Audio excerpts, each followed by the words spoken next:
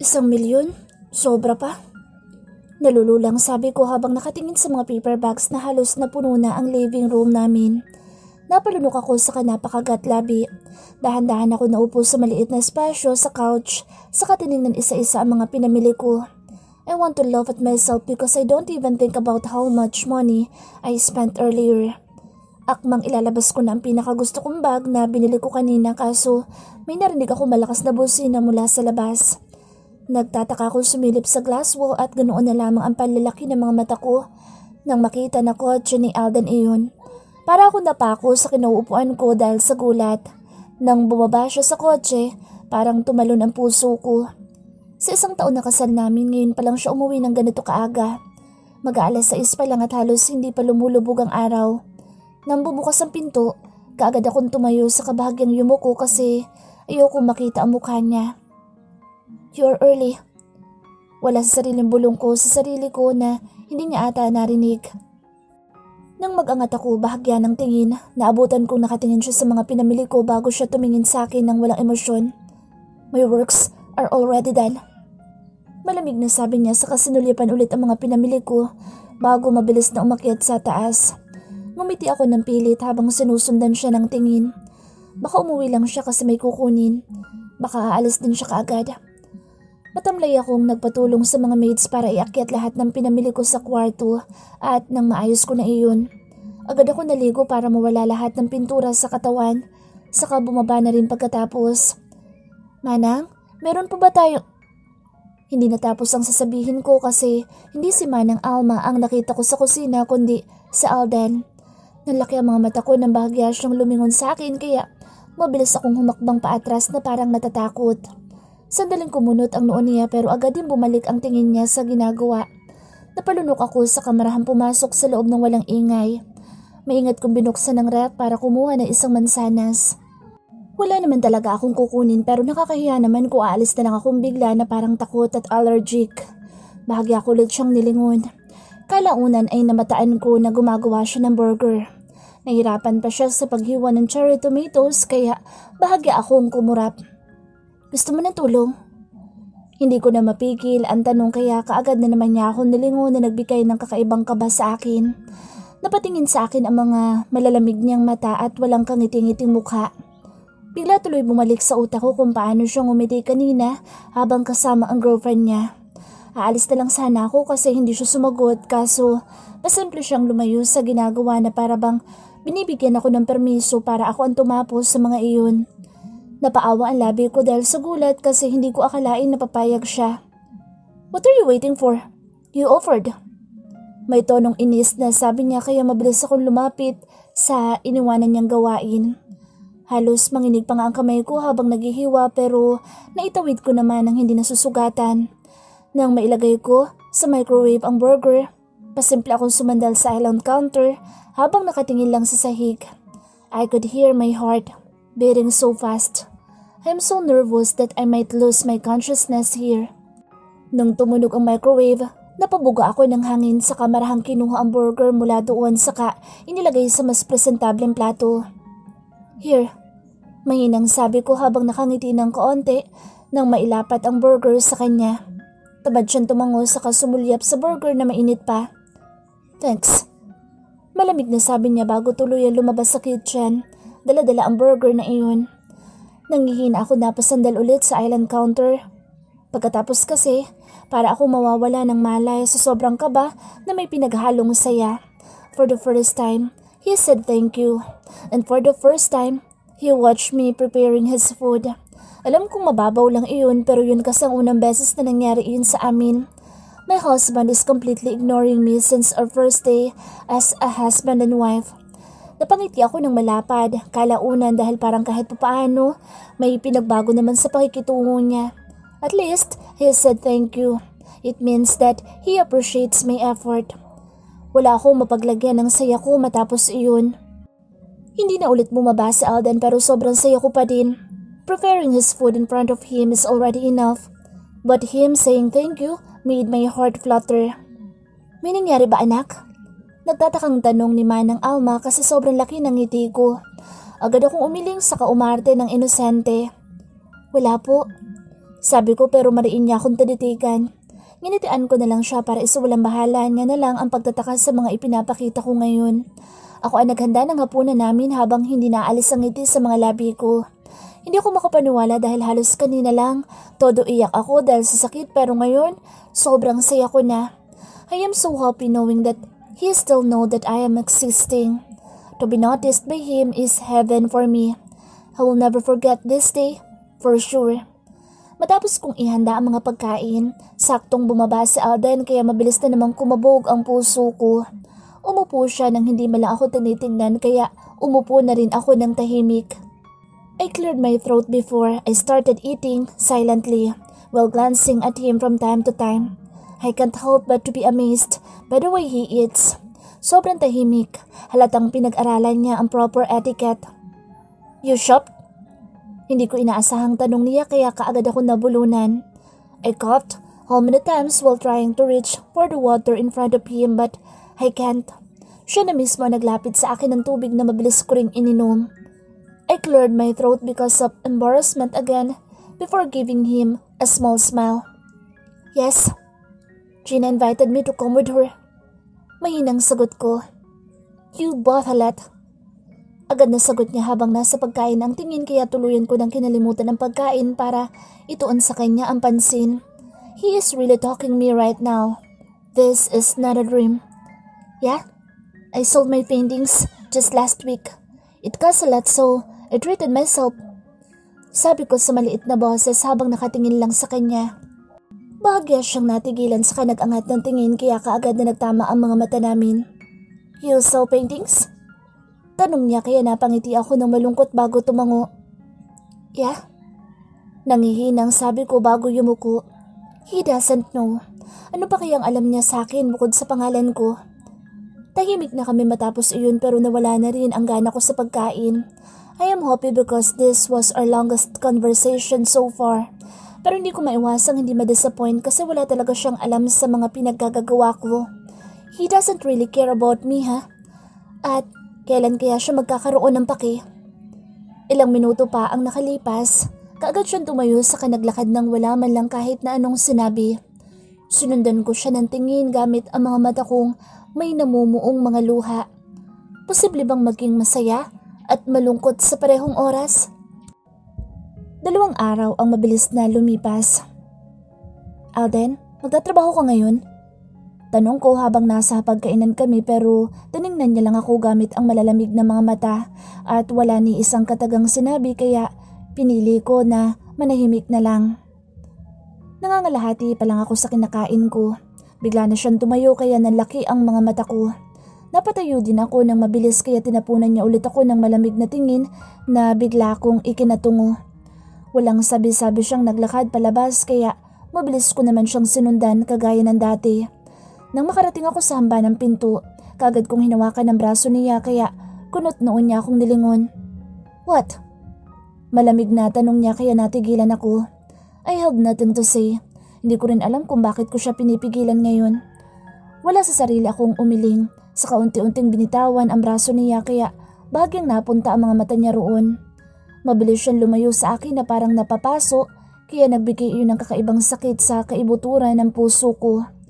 Marahan ako napalunok sa yumuko na lang ng bahagya kaya kita ko pa din siya. He walked gracefully towards his car and the only thing that I could do is to watch him doing that. Pero nang akmang papasok na siya sa loob ng kotse niya, biglang bumukas ang gate at may pumasok doon na 2 SUV. It's tinted, so I am clueless who it may. Saglit kong tinignan sa Alden na parang gulat at hindi na alam kung sino iyon. Wala akong alam na may pupunta ngayon kaya sigurado akong hindi para sa akin iyan. When the SUV finally stopped, I cleared my throat before walking towards it a bit. Ganoon na lang ang panlalaki ng mga mata ko nang bumaba ang isang pamilyar na lalaki mula sa isang SUV sa kabinuksan ng pinto ng isa pang SUV. Tuluyan nang nalaglag ang pangako ng tuluyan ko makita kung sino ang nasa loob. Daddy Albert and Mommy Myrna smiled at me, but I was too shocked to respond. Mabilis na bumaba si Mommy Myrna. Sa kaagad akong niyakap ng mahigpit kaya bigla akong natauhan. Iya, we decided to visit you. Hindi na kami tumawag kasi biglaan lang din. Nakangiting sabi ni Mommy Myrna kaya napangiti na rin ako sa mabilis na tumango. It's fine po. Mahinang sabi ko. Ma'am, Dad, why are you here? Mabilis akong lumayo kay Mommy Myrna na magsalita si Alden na nasa likuran ko na pala. Mabilis siya niyakap ni Mommy Myrna at bahagya siyang tinapik ni Daddy Albert sa braso. We are visiting you. Sabi ni Mommy sabay kapit sa braso ko kaya bahagya akong napaluno kasi natuon sa akin ang mga mata ni Alden. Alam kong gusto na niya umalis kaya mahina akong ngumiti bago tumango para sabihin na pwede na siyang umalis at ako na ang bahala sa mga magulang niya. Pumikit lang siya ng bahagya sa kamarahang hinilot ang noo bago bumaling sa daddy niya. Marahan ako napalunok saka bumaling na rin kay Mommy Myrna na malaki ang ngiti. You can paint, right? Masayang tanong niya kaya kaagad ako ngumiti. Yes po, painting is my hobby. Masayang sabi ko din habang naglalakad kami papunta sa loob. Alden and his father are also talking behind us. How I wish I have that talent too. Biro niya pa kaya mahinhin akong tumawa. Mom, did you already eat your breakfast? Pag-ibig ko ng topic na kaagad niya ikinatango. Yes, your dad and I already ate before we go here. Sagot niya na ikinatango ko ulit. Wala sa sarili ko napalingon kay Alden at Daddy Albert na bahagyang tumigil habang nag-uusap ng seryoso. Napatingin din tuloy si Mommy Myrna doon kasi doon na natuon ang pansin ko. Seryoso si Alden habang nakikinig sa daddy niya pero kita ko sa mukha niya ang pagkadisgusto. I cleared my throat a bit before I gave my attention again to Mommy Myrna, who's been staring at me using her curious and questioning eyes. Tara po. Masaya kong sabi sabay turo sa isang sliding door kung saan dumadaan papunta sa pool sa likuran. Mahina siyang tumango saka sinabayan ako sa paglalakad kaya tuluyan na naming naiwan sina Daddy Albert at si Alden. Tell me, you and Alden are both fine, right? Biglang tanong niya na makalabas kaya bahagya akong natigilan. Napakurap ako ng bahagya bago ngumiti. We are. Simpleng sagot ko kaya tumango lang siya na parang hindi naniniwala. Umupo kami sa isang round glass table kaya tumawag ako ng maid para magdala ng merienda bago itinuon ulit ang pansin sa kanya. Naabutan ko si Mommy Myrna na titig sa akin na parang pinag-aaralan ang mukha ko kaya bahagya akong nailang. You are a great woman, Amber. Wala akong gugustuhin na ibang babae para sa anak ko kundi ikaw lang. You are like a jewel. You're very rare. Hindi niya alam na may girlfriend si Alden and he really loves that girl. Hindi ko maiwasang masaktan dahil sa sinabi niya. Gusto niya ako para kay Alden pero si Alden naman ang ayaw sa akin. And that is really hurting me. Mommy Myrna, I am also a woman. Nakikita ko sa mga mata mo na hindi ka okay. Is it our fault? Nagsisisi ka ba na pinakasalan mo ang anak ko? Mahinahong tanong niya kaya mahinahon din ako umiling. No, hindi po. Sabi ko sa bayo ko kaya narinig kong huminga siya ng maluwag. Hindi ako nagsisisi na pinakasalan ko si Alden. I am in love with him and whatever may happen, I will still be in love with him. My son. Hindi natapos ang sasabihin niya kasi biglang dumating si Daddy Albert at Alden na parehong seryoso. Bahagyang umiti sa akin si Daddy Albert kaya sinuklian ko iyon ng isang maliit na ngiti. Umupo siya sa tabi ni Mommy Myrna at hindi ko maiwasang pansinin ang bahagyang paghaplos niya sa balikat ni Mommy na parang nakasanayan na niyang gawin. Kaagad na namungay ang mga mata ko at naramdaman ko na lang na umupo din si Alden sa bakanting upuan na nasa tabi ko. Pero ang una ko napansin ay ang marahan niyang paghila sa upuan para medyo lumayo sa akin ng konti. I have a work, Dad. Sambit ni Alden sa isang malamig na tono kaya umangat ang tingin ko sa kanya. Wala sa sariling pinaglalaruan ko ang daliri na nakapatong sa lap ko dahil bigla akong na-awkward. Maybe because they knew that I am not in good terms with my husband. Alright, we have something for you. Excited na sabi ni Mommy Myrna kaya nagulat ako at bahagya akong nawala ng balanse sa pagkakaupo sa upuan. Pero mabuti na lang at kumapit ako sa braso ni Alden kaya nahila ko siya ng konti para hindi ako tuluyang mahulog. Nalaki ang mga mata ko ng bahagya niya akong tinaasan ng kilay kaya napalunok ako bago umayos sa pagkakaupo at yun din ang ginawa niya. Careful. Bigla ulit ako napalingon kay Alden dahil sa narinig pero Tutok na tutok lang ang mukha niya kay Mommy kaya bagyang kumunot ang noo ko. I am going crazy kung ano-ano na ang naririnig ko. Amber, this.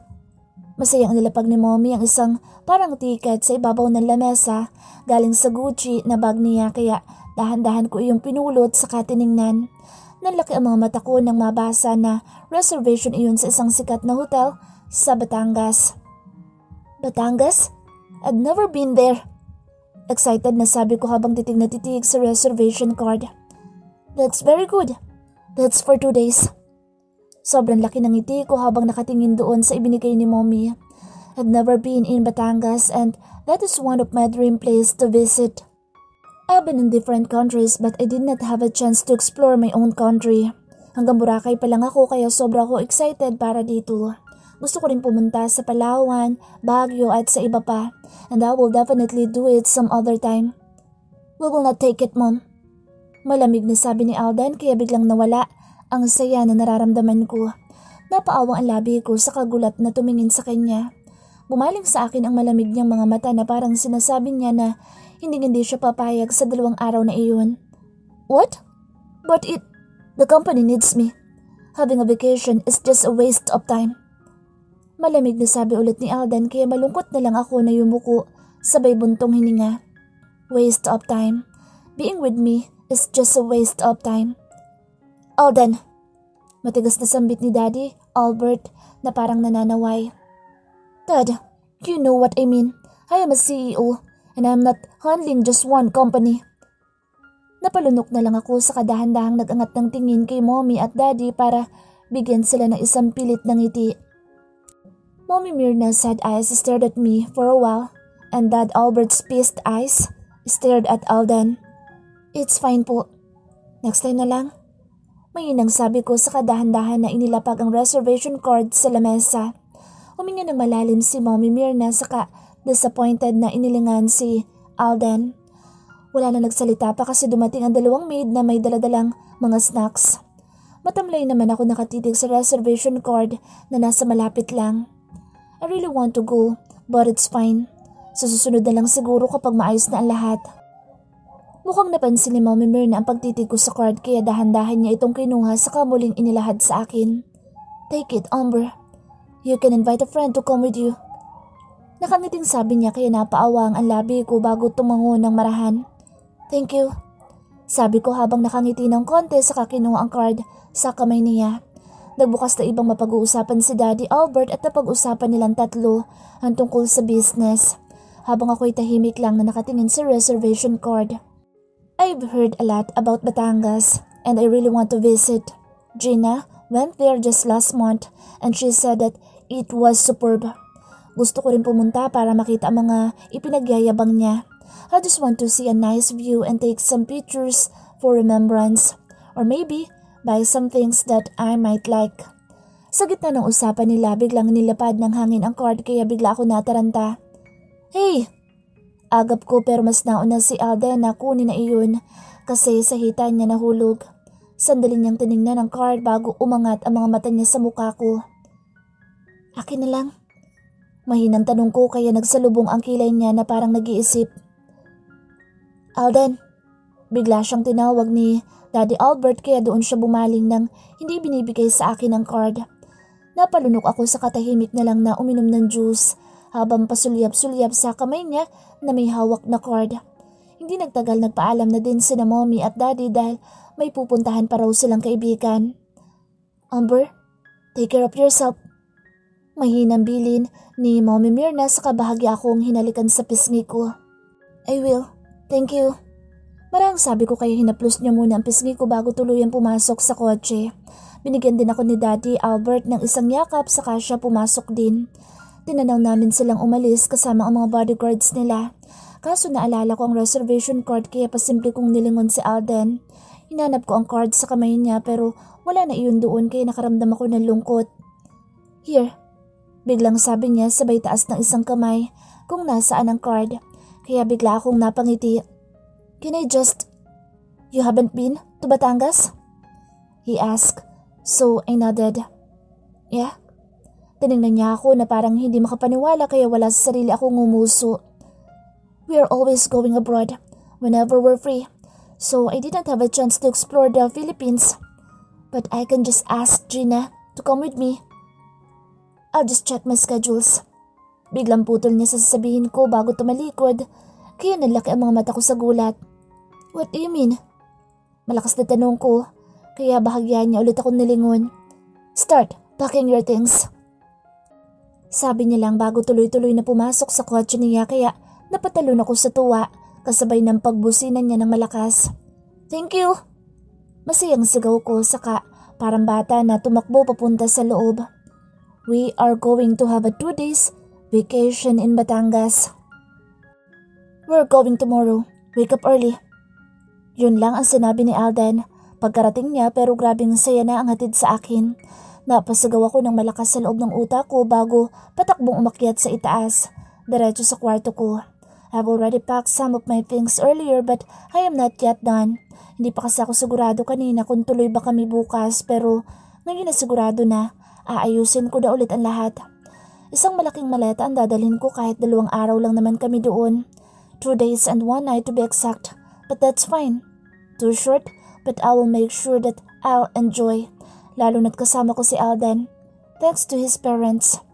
Hindi niya yata gustong suwayin sila, kaya sa pilitan siyang pumayag. Nilagay ko ang sunblock, shades, perfume, slippers, nighties, powerbank, charger, DSLR, and a lot of bikinis. Hindi ako makapili kaya nagdala ko ng marami para hindi ako kapusin kung sakasakali. I lost my count, but I think I packed 10 pairs of bikinis. Hindi ko rin kinalimutan na magdala ng see-through, saka summer dresses. Doon na lang ako mamimili kung ano ang gagamitin ko sa mga ito. Halos hindi na ako makatulog sa sobrang excitement. I even researched about the hotel that Alden's parents have reserved, and it's adding more fuel to my excitement. Pico, Sand Hotel is very great and luxurious. Ang ganda ng reviews, kaya sure ako mas maganda ito in person kaysa dito sa mga pictures na makikita sa internet. So sobrang excited ko, hindi pa tuluyang lumalabas ang araw, gising na ako.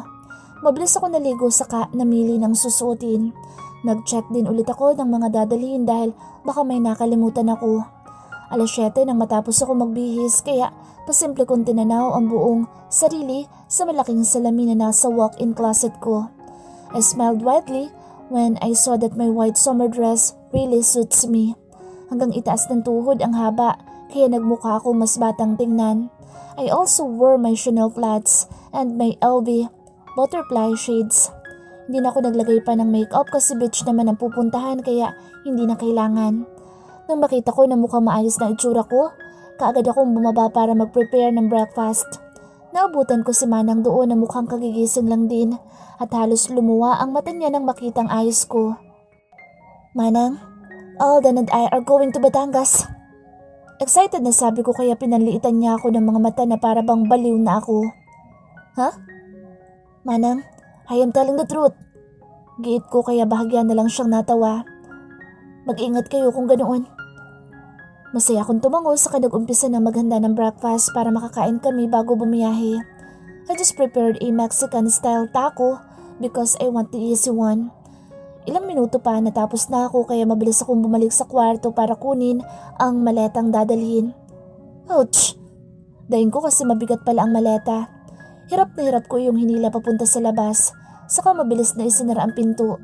Akmang maglalakad na ako papunta sa hagdanan nang biglang bumukas ang pinto sa kwarto ni Alden, kaya nilingon ko muna iyon. Lumabas siya na parang kagigising lang habang ginugulo ang magulo niyang buhok. Bagya pa siyang nakapikit na parang nasisilaw, kaya wala sa sarili akong ngumiti. Nang nagmulat siya ng mga mata, ako ang una niyang nakita, kaya kaagad na nagsalubong ang kilay niya. Nagtataka niya akong sinuyod ng tingin, pati ang dala kong malaking stroller, kaya nawala ang ngiti sa mga labi ko. Nagbago na ba ang isip niya? It's still early. Sambit niya, kaya bigla ako nabunutan ng tinik sa lalamunan. But I thought, well, up so early. Hindi na natapos sa sasabihin ko kasi muli na naman siyang pumasok sa loob na parang tamad. Napaawang ang labi ko dahil doon, saka wala sa sariling tumingin sa malaking maleta na dala. Bakit parang galit siya? Wala sa sarili akong bumaba habang hila-hila ang maleta. Natatakot ako dahil baka nagbago na ang isip ni Alden at naisip niya na ayaw niya pala akong samahan. Matamlay akong umupo sa sofa nang makarating sa living room saka tumingin sa second floor. Our house is high ceiling so the second floor is visible here in our living room. Ganoon na lang ang panlalaki ng mga mata ko nang biglang bumukas ang pinto ng kwarto ni Alden. Kumabog ng mabilis ang dibdib ko dahil sa saya at gaba na pinaghalo. Inibangan ko siya sa hagdanan at namakita ko siyang bumababa at nakasuot na ng simpleng white pants at white summer polo saka white rin na rubber shoes. Palihim ako napangiti saka napatingin din sa suot ko. He's also wearing white. I am wearing a white summer dress. Parang pinagplanuhan na hindi naman. Can't we just eat first? Parang sarcastic na tanong niya nang tuluyang makababa kaya mahina akong tumango ng mahina habang itinatago ang ngiti.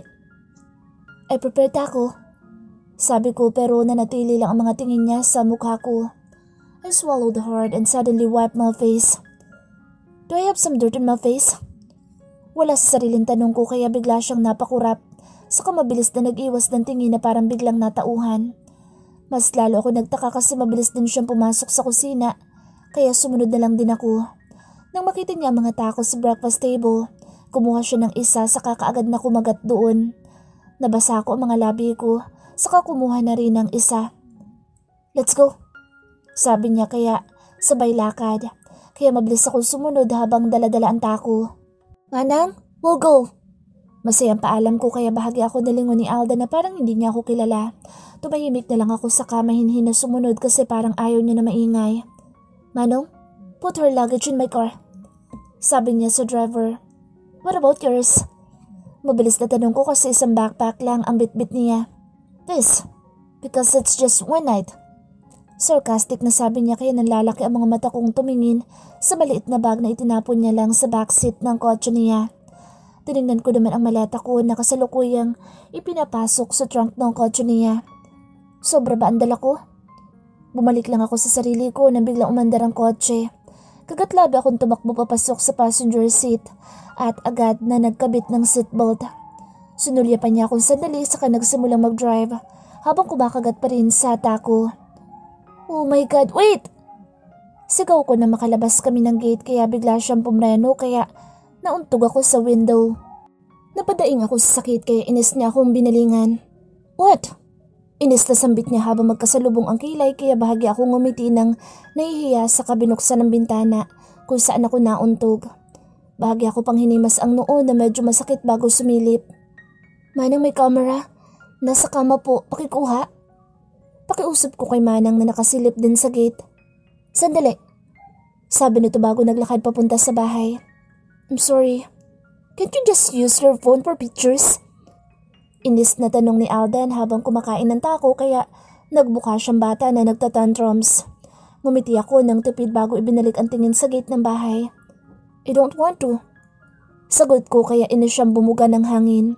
Hindi nagtagal, dumating si Manang, dala-dala ang camera ko kaya kaagad ko yung tinanggap saka nagpasalamat. Isinara ko ulit ang bintana saka inilagay sa lock ang DSLR para makapagpatuloy na sa pagkain. Nang matapos akong kumain, kagad ako naglagay ng alcohol at bahagyang sumulyap kay Alden na seryoso lang sa pagmamaneho.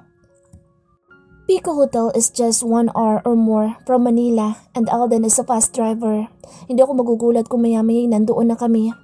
Malaki ang ngiti ko habang sinusubukang kuhanan ng litrato ang lahat ng mga nakikita ko. Ilan sandali pa, may natanaw na ako na matataas na building na parang hotels kaya kaagad ako napangiti ng konti. Pumasok si Alden sa parang entrance ng beach kaya hindi ko maiwasan sumilip sa labas. Clean, fresh and huge. Just how I like it. Nang huminto ang kotse, kaagad siyang bumaba kaya isinabit ko ang strap ng camera sa leeg at mabilis na tinanggal ang seatbelt. Kaso hindi matanggal. Napalunok ako saka ipinuwersa ang pagtanggal pero ayaw talaga. Binuksan ko ang pinto mula sa loob saka sinilip si Alden na kasalukuyang binababa ang maleta ko galing sa trunk. Alden, it got stuck. Mahinang tawag ko sa kanya habang hinihila ang seatbelt pero ayaw talaga. Ha? Nagtatakang tanong niya sabay lapit kaya kaagad kong itinuro ang seatbelt na hinihila ko pa din. Let me. Mahinang sabi niya sa kadahan-dahang hinawakan ng kamay ko na nakahawak sa seatbelt kaya napaawang ang labi ko. Bagya din siyang yumuko kaya napalunok ako kasi naging mas malapit ang mukha namin. Seryoso lang siya habang ako parang may himatay na sa kaba. I stared at his handsome face and I never failed to notice how perfect his features is. He's a guy, but he has a very soft face, even softer than mine, I think.